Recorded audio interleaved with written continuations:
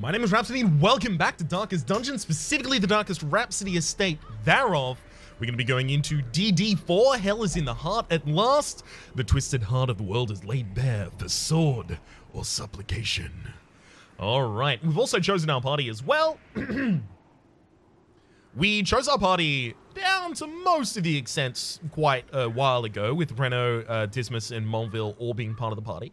But rather than going with Mortimer, primarily due to the fact that she has only the ability to protect me 3 times in a battle, so I can't guarantee that she's actually doing any DPS from reversing attacks against herself, or rather referring them to Dismas, who then riposts. And since I can't get that done, I've decided instead that I'll go with Fortier. Fortier, I might want to consider putting Finale on you, but the thing is, all of these abilities come in handy at some point, and you are in one long combat, so I think I might leave you with all of these. So despite the fact that you would have a ridiculously powerful Finale at some point, I don't think I want to upgrade Dirk Stab and Finale just so that I can drop 2 other skills. I don't even know which I would drop, so that you can get off a Finale at some point. Instead, if Fortier can't hit something, they can Battle Ballad. Plus 3 speed, plus 8 accuracy, and especially plus 5% crit is extraordinarily powerful for this team, which all deal ridiculously high damage. Warrior of Light will be active. You are considered in high light, despite the fact that there is no lighting mechanic in this area, so low light negatives don't occur. Reno has the ability to get themselves back into position with the Holy Lance, and so does Dismas with the Duelist Advance. There is only 1 shuffle in this entire area, but it could occur, so, you know, still gotta plan around it. Fortier is just there for stress management and also occasional bleeds, and whenever neither of those is required, the Battle Ballad. And then Monville is here to heal the entire party. Now, Divine Comfort is 3 to 4 in party healing with a plus 55% healing. It also gets upgraded when we go and throw it in the guild. It should be pretty regularly 7 to 10 for each character in a party heal. That's pretty big. It's pretty, yeah, it gets pretty wild. Thanks to the way that it rounds, it gets pretty wild. They're probably not really going to be using Dazzling Light or Judgment basically at all. And Fortier and Monville are both going to die at the end of this combat. Come Unto Your Maker will require that I sacrifice both of them, because I'm not going for a high crit build or anything like that.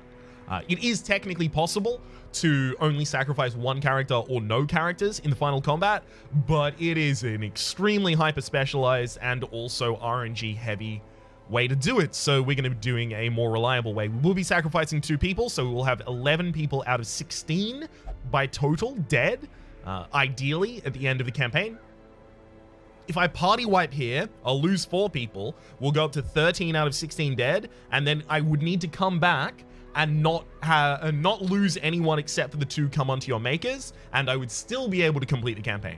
This is why, in early stumbling and, you know, a couple of hero losses and a couple of bad combats and things like that, this is why I never really had any doubt that we were going to win the campaign. I don't fundamentally believe the campaign is that difficult to win, unless you make it a bunch harder for yourself. Even in Blood Moon, the hardest mode that's offered in the game. That is to say, the hardest default difficulty. Obviously, Torchless is a higher difficulty, but it is, again, a self-modification of the way you play. Alright, we need to upgrade a bunch of these characters. Reno is fine. Reno is not going to be using any secondary abilities. The fact that we will have a healer... Oh... See, the thing is, Bulwark of Faith is 28% protection for a ridiculously long period of time. Holy Lance will help reshuffle you, like, once in the combat, maybe twice. I think maybe I'd go with the Battle Long buff on you. So, that. Having someone after we sacrifice Monville who's still capable of healing, so that I can get my characters off of Death's Door and things like that, is going to be extremely, extremely powerful. Okay, Dismas next. Make that 30% protection. Now, Dismas, you're not actually going to want to try and roll bleeds against things. Everything in this area has, for most, the resistance of 67 to 70%. So unless I gave you a bleeding trinket, I wouldn't be able to guarantee that you hit the bleed every single time. Despite all of that, I've given you a lot of damage up and a fair amount of crit up as well. So with Wicked Slice having a ridiculous crit mod up, as well as we have Fortier here, who is also providing crit with the Battle Ballads, Dismas is effectively here to occasionally riposte, but most of the time they're just wildly critting. They also have a single-use battle buff that they're going to be using at the very start just to buff themselves for a really long period of time. So their abilities will be these ones. Should they be? If I'm willing to sacrifice a little bit of range, that's to say not be able to hit the final line, or also not be able to hit the third line if I end up in the front slot with Dismas. Dismas will end up in the front slot a lot of the time, actually. Because no one's moving in front of them. Oh, that makes this more difficult. Because now I think it's Wicked Slice, Point Blank Shot, Tracking Shot, Duelist Advance. But then we severely limit our range, right? Because Renault only has the ability to hit the front two lines, and Stunning Blow only has the ability to hit the front two lines. Fortier can hit up to the third, Monville can hit the final, but we don't have any reshuffle or anything like that. I think we just have to accept that occasionally it's going to be bad, and the fact that we have moves that we can use on characters outside that we can safely use to stall for a turn is pretty good. So the Inspiring Cry is pretty helpful. Dismas doesn't really have anything like that, unfortunately. But Dismas is going to be... the combat is a little bit difficult when the Ancestor comes onto the board, the actual Ancestor. And when the Heart comes onto the board, you just want to deal damage as quickly as possible. And being able to point blank shot every second turn, to me, seems like the best way I would possibly be able to deal damage. Now, Fortier, you're just going to get your standard array. Monville the same. There's a lot of equipment upgrades I have to do here as well, unfortunately. Thankfully, you're an armor tinker, which makes yours cheaper. We'll sell the duplicate leper mask that we currently have. I wish I could also sell the Talismans of the Flame now that I've finished the mission, just for space keeping, if nothing else, but we aren't capable of doing that, unfortunately. Is there anything in here I wanted? No. All right, I think it's about time to stop delaying and just go out on the mission. We've given higher crit to Renault rather than higher damage because they already have quite high damage. So critting to multiply their damage is now more important at this rate. And then we did the inverse with Dismas, right? We gave them damage rather than crit. No one's going to be using an Eldritch damage item like the Ethereal Crucifix or the Eldritch Ring. And the primary reason for that is the final combat in the entire game is against the beast that's cosmic. Not beast, right? Something that's type is cosmic, which means it wouldn't be taking damage. Or rather, it wouldn't be taking extra damage. I hope the Battle Long buff sits through the entire Darkest Dungeon. Otherwise, I've already made a horrible mistake.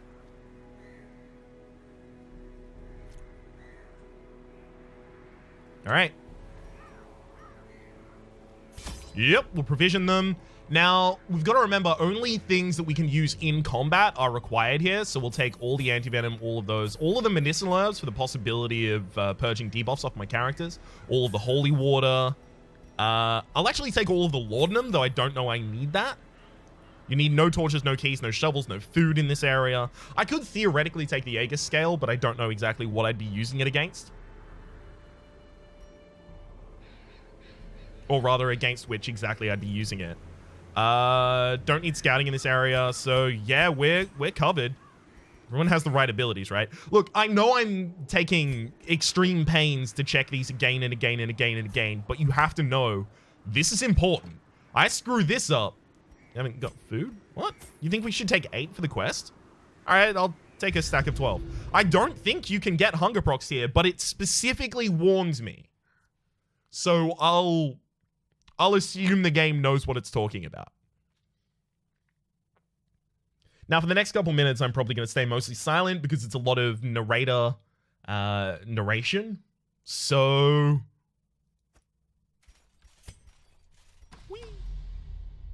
basically, we just go along this entirely way too long corridor, and occasionally, run into ancestors that we have to talk to. They're obstacles as well. In all my terrible researches, what I sought was a glimpse behind the veil, a crumb of cosmic truth. I found it here, and in that moment of brain-blasting realization, I ceased to be a man and became a herald, an avatar of the crawling chaos. Excellent. These pieces of narration kind of tie up the story that you've heard so far. Ancestor was a bad dude. Ancestor was into some occult stuff. This is what they did after they managed to fully align themselves. Life feeds on life. In your petty pursuit of family redemption, you consume those who rally to your cause, and in so doing, you strengthen the thing, accelerating the end. This is as it should be. It is why you are here. Oh no! The ludic element of the game has come into conflict with the narratological element of the game. Oh, if only there was a term to describe that. We are chained here forever, you and I, at the end of the world. Free yourself, rouse the thing, and embrace the ineffable cosmic hideousness that lives within us all. The kind of mentoring, guiding lines make it a little difficult on first blush to go, I'm being groomed for sacrifice here. Funny that. I'm saving the still foolishly consider yourself an entity separate from the whole. I know better. And I will show you. So we should just start targeting some of these down. We do have a bleed trinket on you, so you're going to be able to go for those. Thumped him. Good heals. I'm not guaranteed to hit this stun, but I'd like to try. Now, the Ancestor in the backline, you'll notice, has different stats, right? Everyone here is Eldritch Human. They have roughly similar dodge and speed. Not guaranteed to be exactly the same. These are like 75% of it. But the Ancestor in the back has a ridiculous amount of protection and is also immune when you hit them. So the fact that they have 80% protection doesn't really mean anything, because if you tried to hit them directly, you would do no damage. The way you deal damage to the Ancestor is by killing the imperfect reflections that the Ancestor occasionally summons, and the way to get imperfect reflections is to destroy enough of the perfect reflections that the Ancestor feels like they have to summon. In the meantime, you just control them.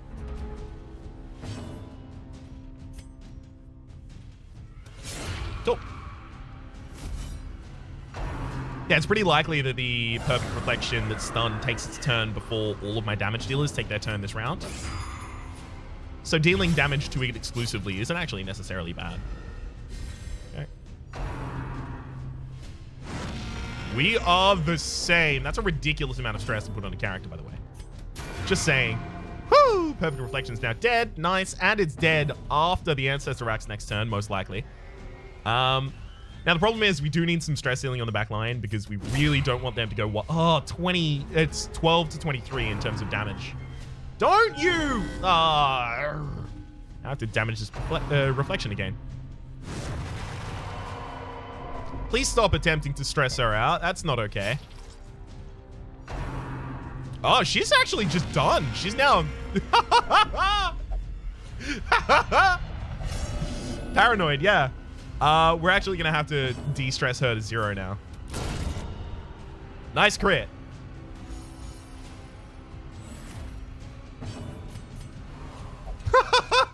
Don't refuse my heals.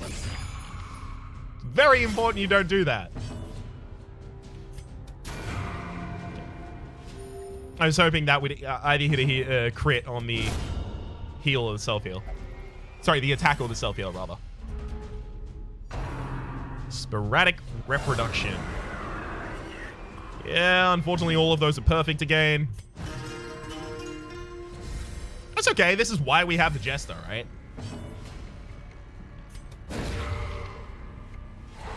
Cool.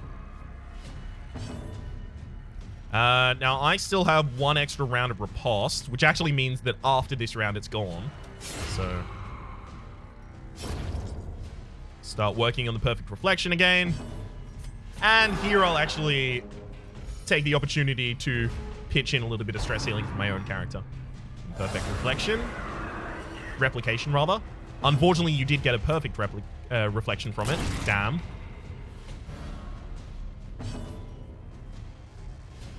I would love to split the damage this turn with this.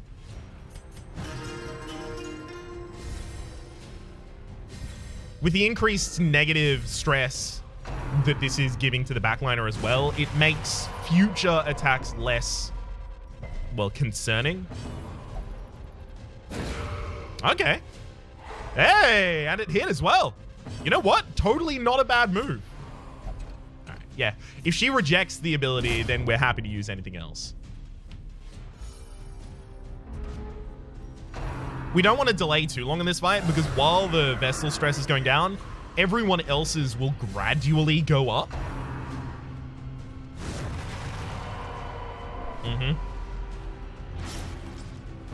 Even if not quickly, it's still something to deal with. Again, like I want to split my damage here, right? It's too important this time. We even crit on the perfect reflection. Nice. Crit on the self-heal. No. Damn. Alright, do I want to save 6 damage on the bandage? I think because it's on the Crusader, and the Crusader is just so tanky, I don't think I care.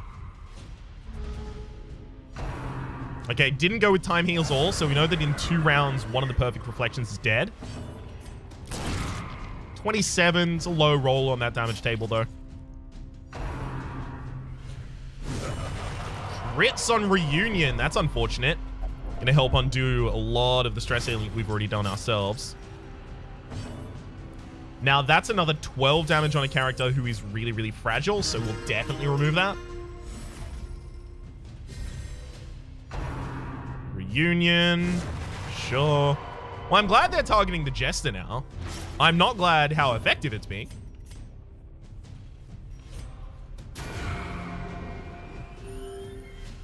Alright, eventually she's gonna have to start party healing. I've given her a very long period of time of, you know, leeway of trying to hit things to remove your paranoia, but...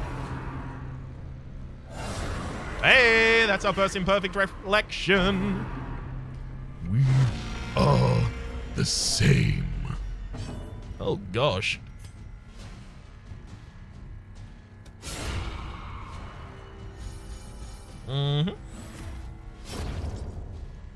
Unfortunately, that secondary bleed on the same character is still pretty bad.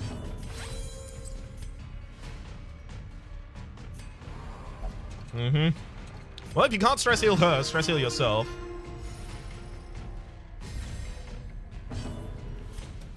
Hey, good hit, good hit. Stress heal? Damn it. There's the 1 damage that it does the Ancestor for us. And then I'm going to help try and keep your stress low so that we don't get another person stressing out. 20 is the lowest damage it can roll, by the way. Hey, hey, hey, hey, hey, stop it. Stop it. We've been specifically removing that stress.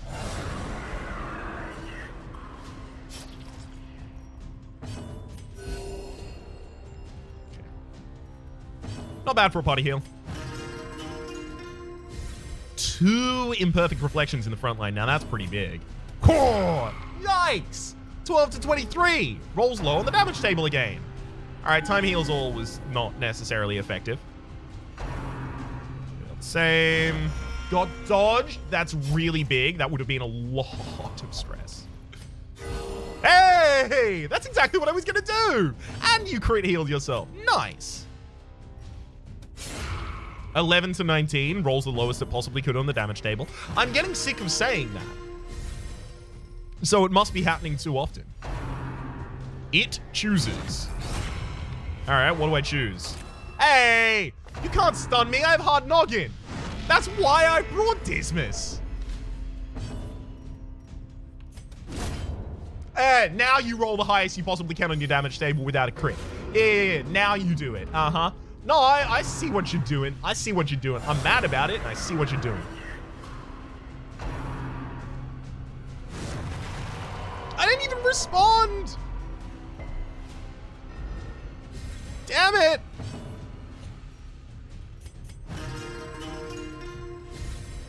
Only our healer can basically do anything now. Like, everyone else is just trying to reduce stress.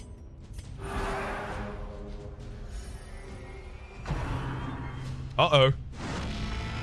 All right. Virtuous. Let's go. No?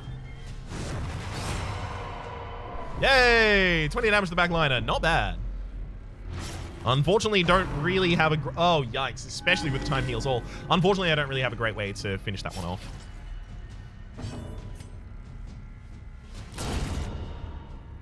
Yeah, pretty good. Pretty big crit right there.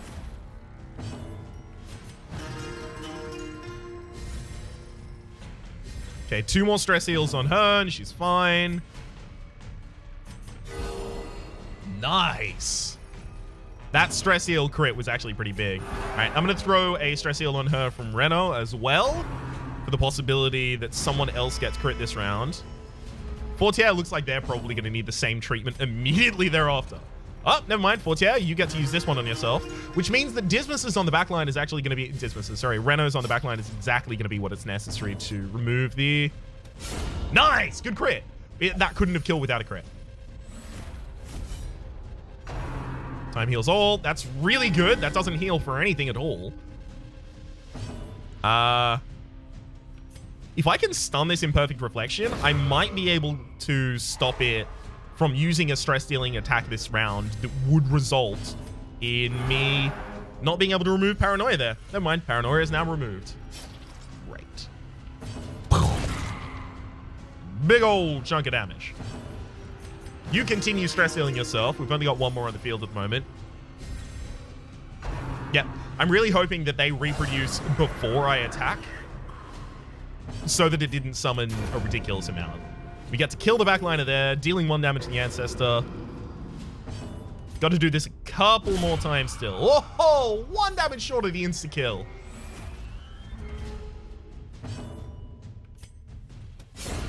There we go. Okay. Now, remember, the Jester is actually going to leave this battle not that far from now, so I need to keep everyone else low on stress, not just the Jester. And maybe not even the Jester. Perfect Reflection again.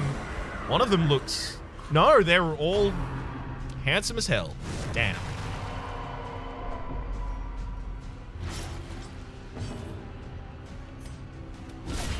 Yeah. Because of our high crit, I think it's pretty important to go for the deeps on that one. Now, I know they don't leave corpses.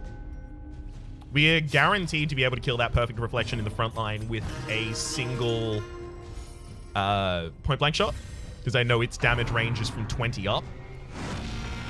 That's actually why I did the self-stress heal, because the increased self-stress... stress resist I give myself. There we go. So much easier when it's just the Imperfect Recreations on board. Reflections, rather. I actually think you're probably going to stress out if I don't do this round, so... There we go. A little bit more stress healing. Whoa! Oh! Eh? It does bleed! Very least we got the riposte. I actually kind of want to get everyone's stress below the amount of stress that Dismas has so that they target Dismas more often.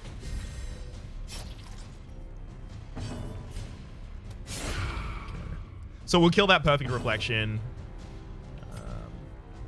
Would roll on a high roll or a crit. No, party heal. Right. There we go.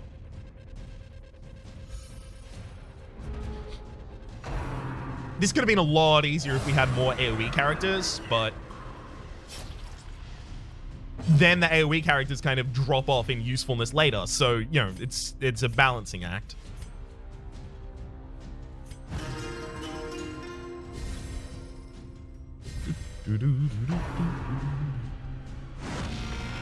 Stop trying to stress her out. She has very low stress resist. She takes a lot of stress damage. Which I understand is exactly why you're doing it. But don't. Maybe don't. Okay. Thankfully, we have some stress resist as well as the stress heal we did last time. Unfortunately, when we kill a unit, we're not even removing a unit from the board because of the imperfect reproduction. The problem is, unless imperfect reflections on the board, it's just bad news bears for us. Oh, with that crit, that's definitely a stressed out Jester. Now, unfortunately, the Jester is part of my stress healing, so hopeless. Yeah, that makes sense.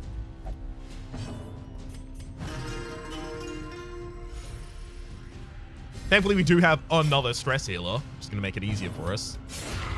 19, that's the highest you could have rolled on your damage table, so I'm pretty happy about that. I'll try and stun someone. Nice. And being able to steal their action is probably worth it. All right, and because you resisted, I'll go for the kill. I'm going to first test the stress heal, and then if I can't do that, I'll go to something else. Okay. I'm trying not to use too many of my bandages early. Oh, that's the final imperfect reflection. Well, in the gestating heart phase, we'll have a lot of time to remove a lot of stress from our characters. So I think right now we actually just target the ever-loving hell out of this imperfect reflection. Oh, got him.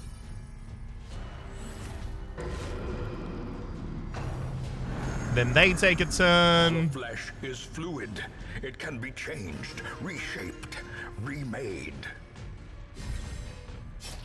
Now, in this form, the Ancestor is going to be extremely oh my gosh, we haven't even used Bulwark of Faith yet. The Ancestor is going to be extremely mean to one of us every turn. Oh no, unmake them all. All of us every turn. Is that stress as well? Oh, it is! Oh no. All right, well, there's the body heal. That one's definitely happening. The bleed on a couple of these characters is pretty high.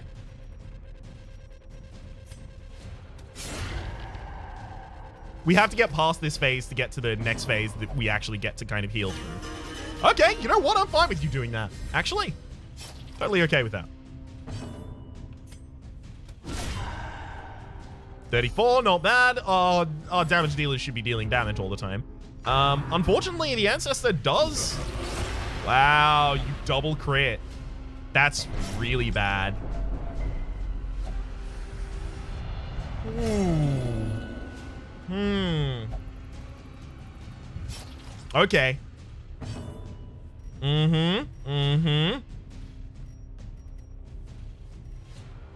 Let's increase your bleed resist, because this is not going great so far. Move you backwards as well. Right. I'll cure your bleed for the moment.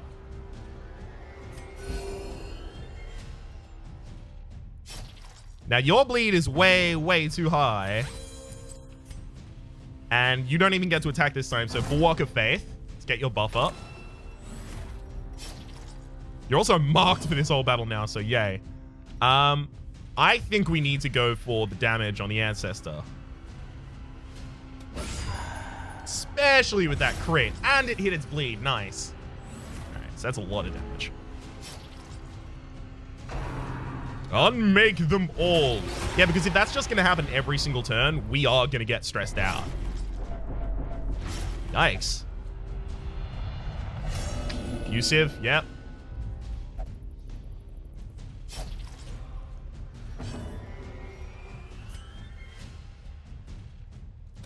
Well, I do have to get my riposte up, unfortunately.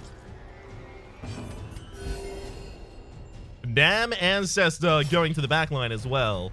Absolute worst case for me.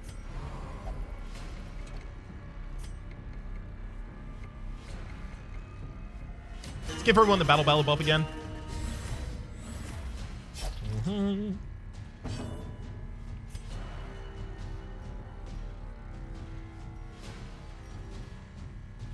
And I'm actually going to use a holy water and a bandage here. The two characters I want to keep around, I'm using it on. Yeah, now unfortunately, like, whee! Don't really do anything when they're in the back line.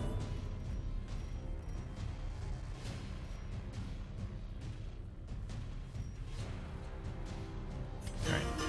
Go for the battle ballad, rather. Buff again. Okay, here's your single self-shuffle. You crit on 2 of my characters again. You need to stop doing that. Because there was no way I was keeping up with that amount of stress being put out. Like, I was never going to be able to keep up with that, so please stop.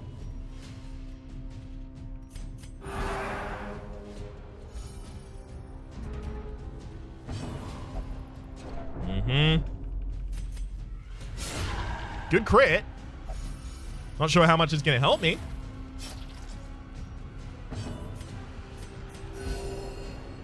I'm party healing mainly because I need to get a self-heal as well as a...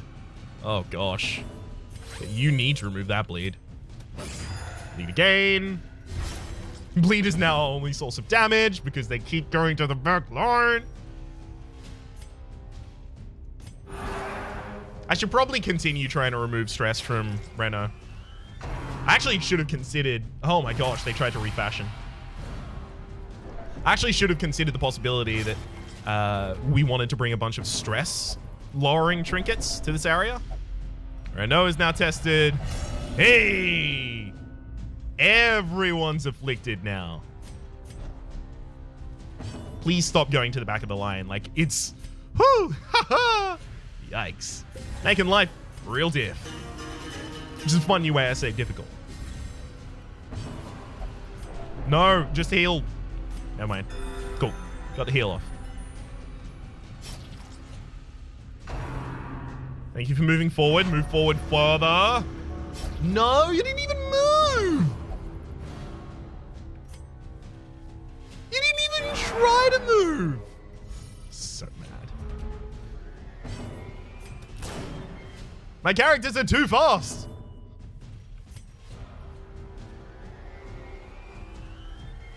I think I need to actually start wearing against the... God, I even pointed this out at the front, right?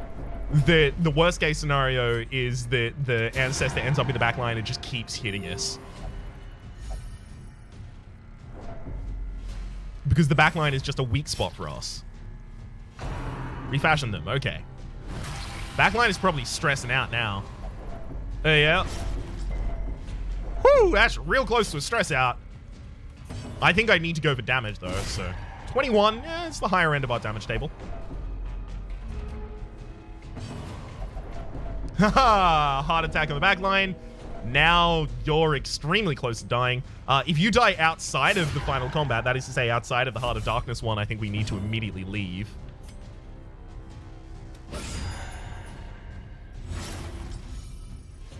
Okay, don't die, don't die. That's good. That's really good. Oh my gosh. We actually killed you with the riposte there. So we're gonna get Gestating Heart immediately? Yeah, we do. Cool. The flesh is immortal. Don't die. Okay, Death's Door. Good. Undying. Pray it does not take too hideous a form. 17 on that self-heal. Real big. Now everyone that attacks the Gestating Heart is going to get a little bit healed, but I think if we don't get some stress healing going on as well, we are going to regret it. So I think the only people that should be attacking the Gestating Heart are the people who have no other option. Don't kill it though. Please don't kill it. Bleeds and blights. Ridiculous. Thank you for attacking it, buddy. Blighted yourself for a ridiculous amount of damage.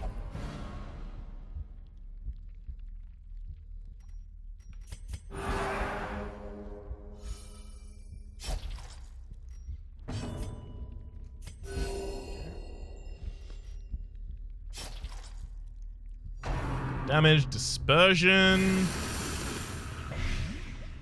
Tries to put Blight across the party. Fails to do so. Let's anti-venom one of them off, and then I'm going to use Holy Water before I attack again.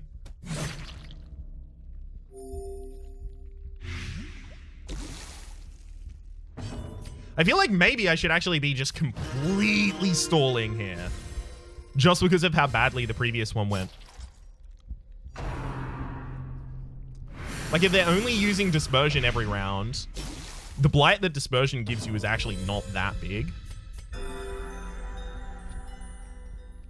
Like, it's 3x3, but we can out-heal that. Not if it hits the entire party, mind, but you know, if it doesn't.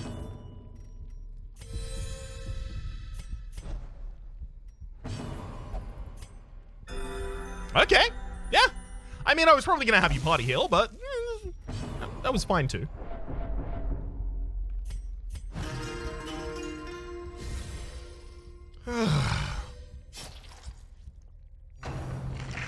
No! What? Behold the heart of the world, progenitor of life, father and mother, alpha and omega, our creator and our destroyer. That wasn't supposed to happen yet. I think now, if I don't just kill the Heart of Darkness, I'm dead. Come onto your maker. It has to be the Jester.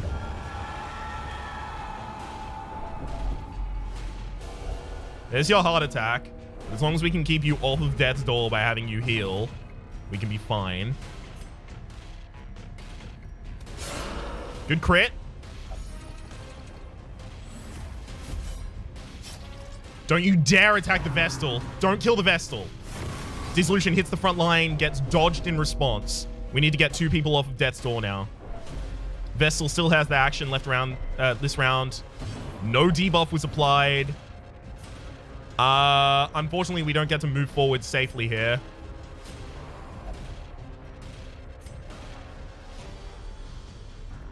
Alright, to try and get her further from her next heart attack, we'll have that heal happen, and then the group heal. Puncture. Hits the front line. We riposte for 16. We also get bled, and we're on Death's Door, so if Dismas acts first, they have a possibility of dying. They died. I think the Heart of Darkness is still going to use Come Unto Your Maker, which means that we're probably now just dead.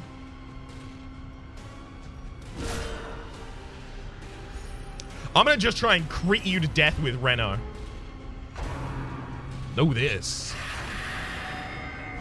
No, you lied to me. And that's a heart attack as well, as the big problem being that they are...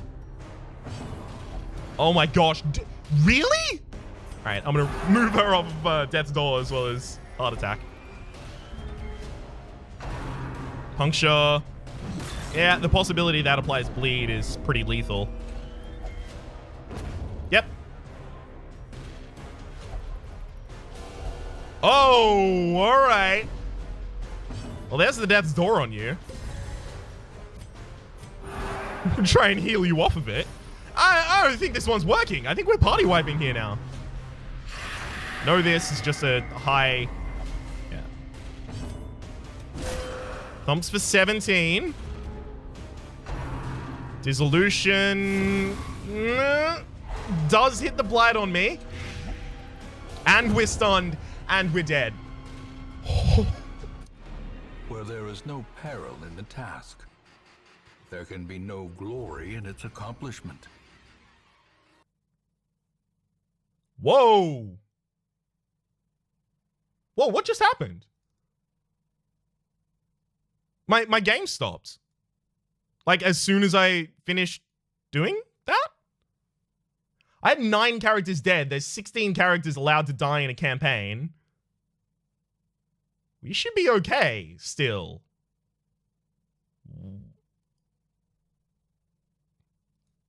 Wait, what?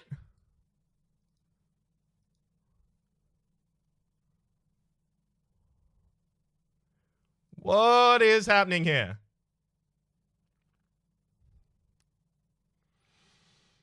I'm frankly not entirely certain what is happening, because Darkest Dungeon also won't reload. Is it removing itself from my computer? That would be insane. Also, definitely not happening.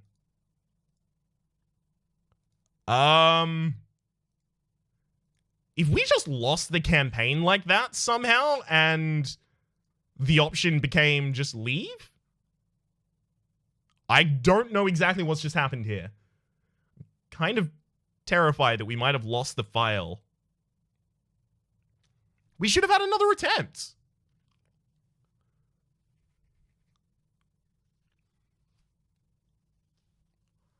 That fight was a lot harder than I remember it. I don't know if it's been made harder or if I just chose like a really, really garbage party or if I just got completely donked on by RNG. But yeah, that was yikes. All right, so it says it's like updating the game for some reason. I'm assuming that's just Steam Cloud synchronization with my save. Come on, watch the game. I want to know if I lost the entire campaign. I shouldn't have. 9 deaths out of 16. Unless it counts just failing the final mission as failing the entire campaign. Oh god. If so, I didn't know about that loss condition. I hope that's not the case. This episode might end up with me just looking at a wiki to see if that's the case, and then if it is the case, being really sad. No, there's the Darkest Rhapsody.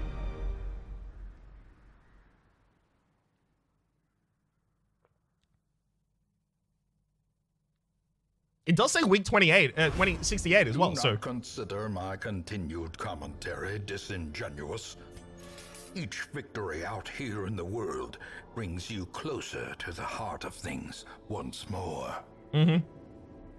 Yeah, no, it for some reason just crashed the game, but it did save everything that happened. So we've lost Reno, Dismas, Fortier, and Monville. We've also lost all of the trinkets they were holding, which includes 3 focus rings. That was rough. Yikes. And I was talking the entire time, like, oh, DD 1 through 3 are the harder ones, and then DD 4 is kind of just a victory lap. Did DD 1 through 3 with very little problems. We did lose 2 people in DD 1, but then lost everyone on DD 4. Yikes. Okay, so at this point, it's going to be super important to start leveling up a new party that can take it on. So I'm thinking, Villain... Probably Counter. Probably Counter. Probably Berlin. And Paris. That's like a really good party to do that. So we need to level up Villain, Counter, and Paris as quickly as possible.